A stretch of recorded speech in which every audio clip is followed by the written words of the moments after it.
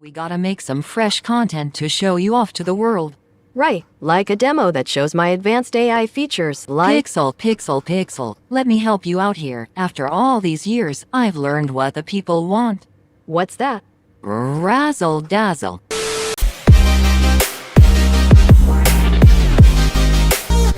Hello guys, welcome back. This is Leslie Lens.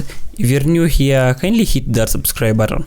And also if you're a returning subscriber, I'm always grateful that you always come back to watch my videos. So a few years ago, Google just finished their presentation about their Google Pixel 8 series, and they also mentioned the Google Pixel Buds. They also did mention that they did some improvements on the Google Pixel Fold and introduced the Google Pixel Watch 2. Now, the main thing about the event is that they talked about the Google Pixel 8 and the Google Pixel 8 Pro.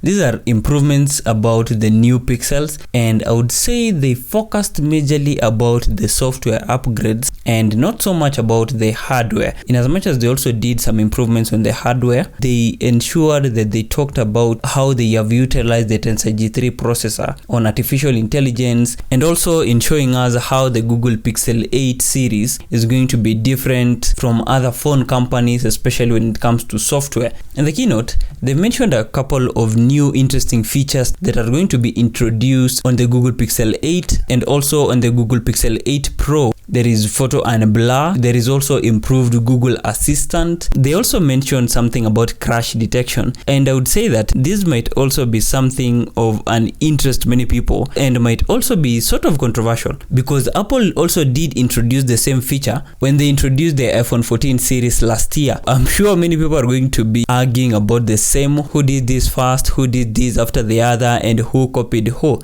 Anyway, that's going to be an interesting conversation. Basically, I'm just mentioning what they did say and not so much in depth into the Pixel 8 and the Pixel 8 Pro, as I'm working on a more detailed review of the same video. The design is almost the same as the Pixel 7, but it looks more polished, I can say. And you'll also notice that the cameras are also added on the Pixel Pro. So it's just a couple of small tweaks that they try to introduce so that to make it look a little bit different from the Pixel 7. But I would say Google is trying to maintain their identity like other phone brands and other phone companies. And I think they have decided to stick with this same design that was also on the Pixel 7 and also on the Pixel 6. The bezels are also much more thinner this time around. You can also see from the presentation that they did. It's expected anyway, because so many companies right now are also venturing into making sure that you as the user get immersed into the whole huge display. And since other phone companies are also doing the same, definitely they're going to venture into that.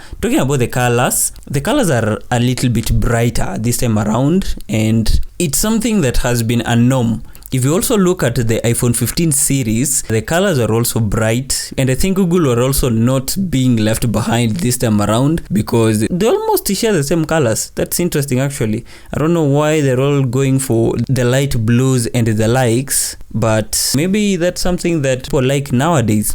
So I'll also mention the price when I'll be talking about an in-depth review about the same. I'll compare the Pixel 7 and the Pixel 8 prices, the base model and also the Pro versions. I'll also compare these to the iPhone series that were released barely 2 weeks ago. And I would say that the presentation by Google was also well timed, because it is just immediately after Apple did their presentation, and Google is sort of trying to shift people's attention from what Apple did, and they're trying to bring them now into the Google ecosystem. Basically, this was just mentioning what Google has done so far. I'll be talking about all these details, the design, the colors, what Google is focusing more, especially on the AI, and also what different thing they are trying to do from what they have already done on the Pixel 7 series that other phone companies is not doing. So stick around and also click that subscribe button so that you'll be notified when I upload my next video about a complete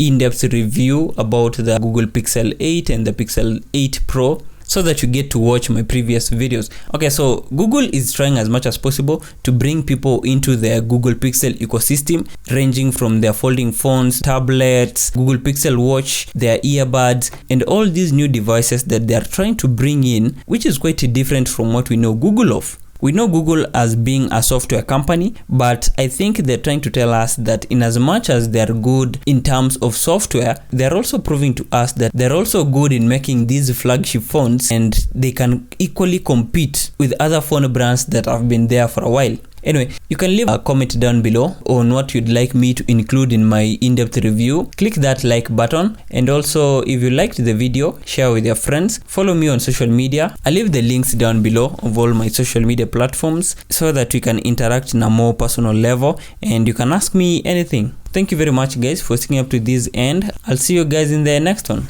Peace out.